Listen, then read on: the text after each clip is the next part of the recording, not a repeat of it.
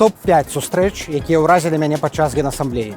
Першы генерал Келах, чалавек, які прыязджаў да Лукашэнкі і выцягваў нашых палітвязняў.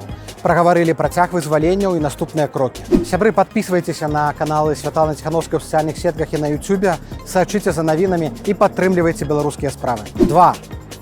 Новы прэм'ер Бельгіі уразіў сваім запалам, сваёй энергіі, ўсё ведае пра Беларусь, кажа, што Беларусь – это частка Еўропы і мы павінны змагацца за незалежную дэмакратычную краіну.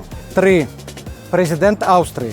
Это не першая сустрэча, сустракаліся раней, але ён так цікавіцца лёсам не толькі нашых палітвязняў, але таксама простых беларусаў, як выглядае эканамічная сітуацыя, як уцягнуць Беларусь у еўрапейскую арбіту. Бачна, што за Беларусь яму баліць. 4. Вярхоўны камісар па правах чалавека Тюрк. Ён ужо не першы год працуе над тым, каб зменшыць рэпрэсіі ў Беларусі, каб спыніць тэрор, каб выцягнуць людзей з турмаў, прыватнасці Алеся Бяляцка. І мы гаварылі менавіта пра Алеся Бяляцка вот тут падчас гэтай сустрэчы на асамблеі. І 5. Кая Калас. Сапраўдны сябар Беларусі. Гэта міністр замежных спраў усяго Еўрапейскага Саюзу. Арыентуецца ў сітуацыі, прагаворвае беларускія тэмы на сустрэчах з прэзідэнтамі, прэм'ерамі, адвакатуе за падтрымку для грамадзянскай супольнасці і кажа, што толькі дэмакратычная Беларусь будзе донарам бяспекі для Еўропы. Выдатна разумее нашыя з вамі праблемы.